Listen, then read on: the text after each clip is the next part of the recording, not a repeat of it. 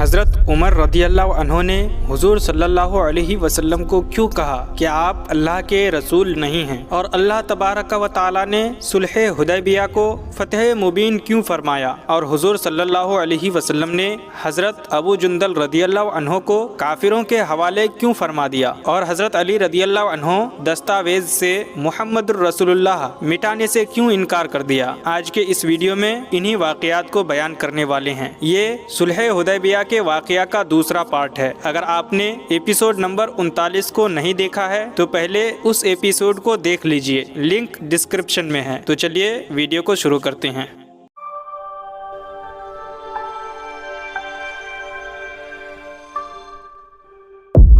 عروہ بن مسعود کی یہ گفتگو سن کر قبیلہ بنی کنانہ کے ایک شخص نے، جس کا نام حلیس تھا، کہا کہ تم لوگ مجھ کو اجازت دو کہ میں ان کے پاس جاؤں۔ قریش نے کہا کہ ضرور جائیے۔ چنانچہ یہ شخص جب بارگاہ رسالت کے قریب پہنچا تو آپ نے صحابہ سے فرمایا کہ یہ فلاں شخص ہے اور یہ اس قوم سے تعلق رکھتا ہے جو قربانی کے جانوروں کی تعظیم کرتے ہیں، لہٰذا تم لوگ قربانی کے جانوروں کو اس کے سامنے کھڑا کر دو اور سب لوگ لبیک پڑھنا شروع کر دو۔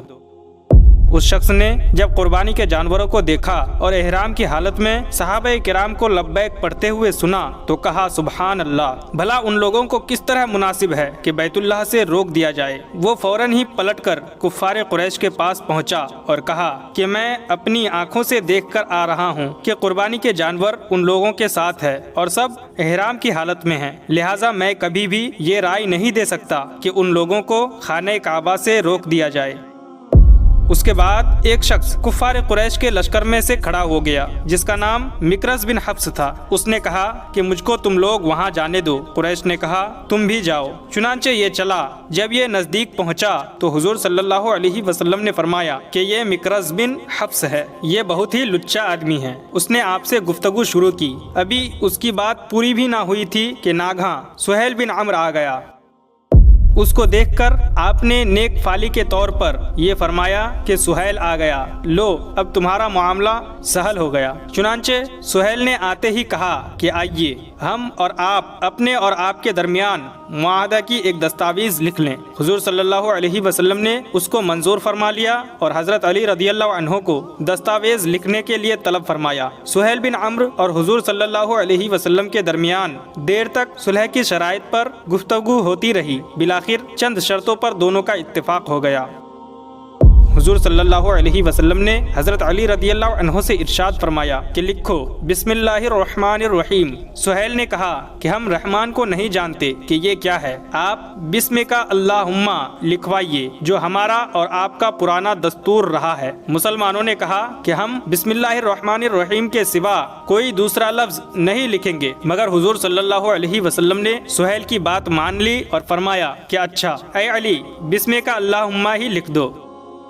پھر حضور صلی اللہ علیہ وسلم نے یہ عبارت لکھوائی، ھذا ما قضا علیہ محمد الرسول اللہ، یعنی یہ وہ شرائط ہیں جن پر قریش کے ساتھ محمد الرسول اللہ نے صلح کا فیصلہ کیا۔ سہیل پھر بھڑک گیا اور کہنے لگا کہ خدا کی قسم اگر ہم جان لیتے کہ آپ اللہ کے رسول ہیں تو نہ ہم آپ کو بیت اللہ سے روکتے نہ آپ کے ساتھ جنگ کرتے، لیکن آپ محمد بن عبداللہ لکھیے۔ آپ نے فرمایا کہ خدا کی قسم کہ میں محمد رسول اللہ بھی ہوں اور محمد بن عبداللہ بھی، یہ اور بات ہے کہ تم لوگ میری رسالت کو جھٹلاتے ہو۔ یہ کہہ کر آپ نے حضرت علی رضی اللہ عنہ سے فرمایا کہ محمد الرسول اللہ کو مٹا دو اور اس جگہ محمد ابن عبداللہ لکھ دو۔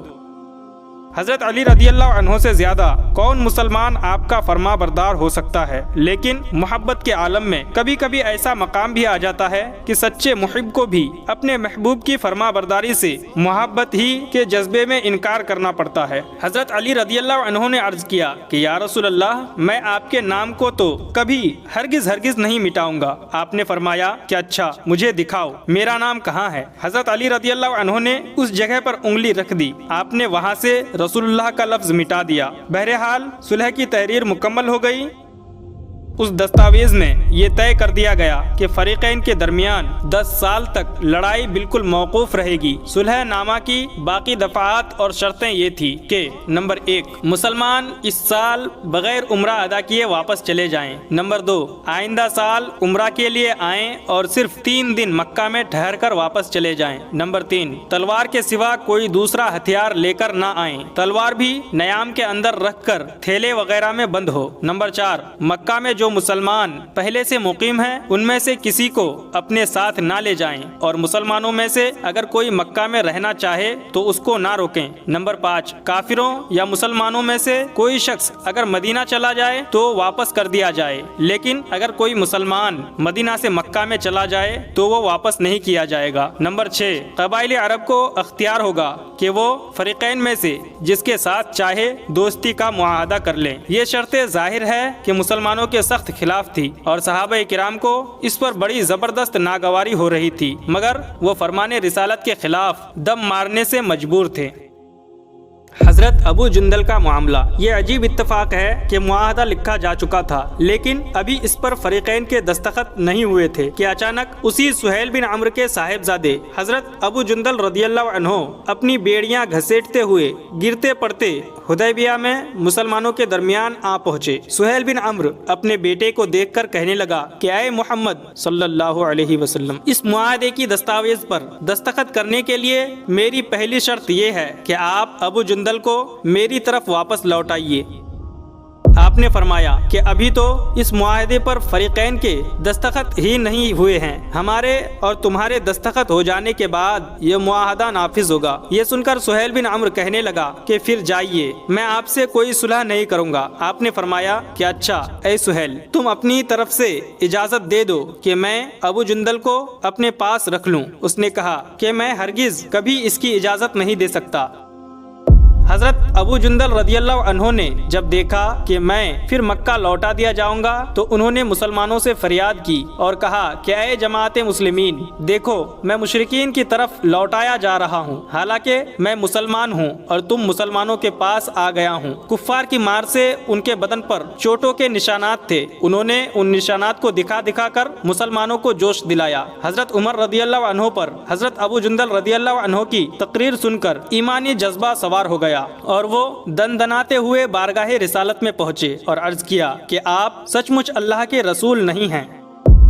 इरशाद फरमाया कि क्यों नहीं? उन्होंने कहा क्या हम हक पर और हमारे दुश्मन बातिल पर नहीं हैं? इरशाद फरमाया कि क्यों नहीं? फिर उन्होंने कहा कि तो फिर हमारे दीन में हमको ये जिल्लत क्यों दी जा रही है? आपने फरमाया कि ऐ उमर, मैं अल्लाह का रसूल हूँ, मैं उसकी नाफरमानी नहीं करता हूँ, वो मेरा मददगार है। फिर हजरत उमर रदियल्लाहु अन्हु ने अर्ज किया कि या रसूल अल्लाह, क्या आप हमसे ये वादा ना फरमाते थे कि हम अनकरीब बैतुल्लाह में आकर तवाफ करेंगे? इरशाद फरमाया कि क्या मैंने तुमको ये खबर दी थी कि हम इसी साल बैतुल्लाह में दाखिल होंगे? उन्होंने कहा कि नहीं। आपने इरशाद फरमाया कि मैं फिर कहता हूँ कि तुम यकीनन काबा में पहुँचोगे और उसका तवाफ करोगे।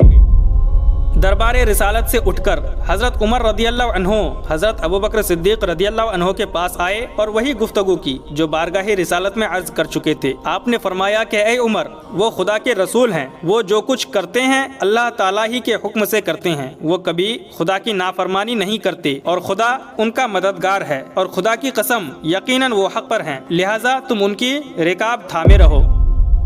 हजरत उमर रदियल्लाहु अन्हु को तमाम उम्र इन बातों का सदमा रहा और सख्त रंजो अफसोस रहा जो उन्होंने जज्बे बेअख्तियारी में हुजूर सल्लल्लाहु अलैहि वसल्लम से कह दी थी। जिंदगी भर वो इससे तौबा व इस्तिग़फ़ार करते रहे और उसके कफ़ारा के लिए उन्होंने नमाजें पढ़ी, रोजे रखे, खैरात की, गुलाम आज़ाद किए। बुखारी शरीफ में अगरचे इन अमाल का मुफस्सल तज़किरा नहीं है, इजमालन ही जिक्र है, लेकिन दूसरी किताबों में निहायत तफसील के साथ ये तमाम बातें बयान की गई हैं। बहरहाल बड़े सख्त इम्तिहान और आजमाइश का वक्त था। एक तरफ हजरत अबू जुंदल रदियल्लाहु अन्हु गिड़गिड़ा कर मुसलमानों से फरियाद कर रहे थे और हर मुसलमान इस कद्र जोश में भरा हुआ है कि अगर रसूल का अदब माने ना होता तो मुसलमानों की तलवारें नयाम से बाहर निकल पड़ती। दूसरी तरफ मुआहदा पर दस्तखत हो चुके हैं और अपने अहद को पूरा करने की जिम्मेदारी सर पर आ पड़ी है। हुजूर अनवर सल्लल्लाहु अलैहि वसल्लम ने मौका की नज़ाकत का ख्याल फरमाते हुए हजरत अबू जुंदल रदियल्लाहु अन्हु عنہ سے فرمایا کہ تم صبر کرو، عن قریب اللہ تمہارے لیے اور دوسرے مظلوموں کے لیے ضرور ہی کوئی راستہ نکالے گا۔ ہم صلح کا معاہدہ کر چکے، اب ہم ان لوگوں سے بدعہدی نہیں کر سکتے۔ غرض حضرت ابو جندل رضی اللہ عنہ کو اسی طرح پا بزنجیر پھر مکہ واپس جانا پڑا۔ جب صلح نامہ مکمل ہو گیا تو حضور صلی اللہ علیہ وسلم نے صحابہ کرام کو حکم دیا کہ اٹھو اور قربانی کرو اور سر منڈا کر احرام کھول دو۔ مسلمانوں کی ناگواری اور ان کے غیظ و غضب کا یہ عالم تھا کہ فرمان نبوی سن کر ایک شخص بھی نہیں اٹھا، مگر ادب کے خیال سے کوئی ایک لفظ بول بھی نہ سکا۔ آپ نے حضرت بی بی ام سلمہ رضی اللہ عنہا سے اس کا تذکرہ فرمایا تو انہوں نے عرض کیا کہ میری رائے یہ ہے کہ آپ کسی سے کچھ بھی نہ کہیں اور خود آپ اپنی قربانی کر لیں اور بال ترشوا لیں۔ چنانچہ آپ نے ایسا ہی کیا۔ جب صحابہ کرام نے آپ کو قربانی کر کے احرام اتارتے دیکھ لیا تو پھر وہ لوگ مایوس ہو گئے کہ اب آپ اپنا فیصلہ نہیں بدل سکتے، تو سب لوگ قربانی کرنے لگے اور ایک دوسرے کے بال تراشنے لگے، مگر اس قدر رنج و غم میں بھرے ہوئے تھے کہ ایسا معلوم ہوتا تھا کہ ایک دوسرے کو قتل کر ڈالے گا۔ اس کے بعد رسول اللہ صلی اللہ علیہ وسلم اپنے اصحاب کے ساتھ مدینہ منورہ کے لیے روانہ ہو گئے۔ فتح مبین، اس صلح کو تمام صحابہ نے ایک مغلوبانہ صلح اور ذلت آمیز معاہدہ سمجھا، اور حضرت عمر رضی اللہ عنہ کو اس سے جو رنج و صدمہ گزرا وہ آپ سن چکے، مگر اس کے بعد یہ آیت نازل ہوئی کہ انا فتحنا لکا فتحا مبینا، یعنی اے حبیب ہم نے آپ کو فتح مبین عطا کی۔ خداوند قدوس نے اس صلح کو فتح مبین بتایا۔ حضرت عمر رضی اللہ عنہ نے عرض کیا کہ یا رسول اللہ صلی اللہ علیہ وسلم، کیا یہ فتح ہے؟ آپ نے ارشاد فرمایا کہ ہاں یہ فتح ہے۔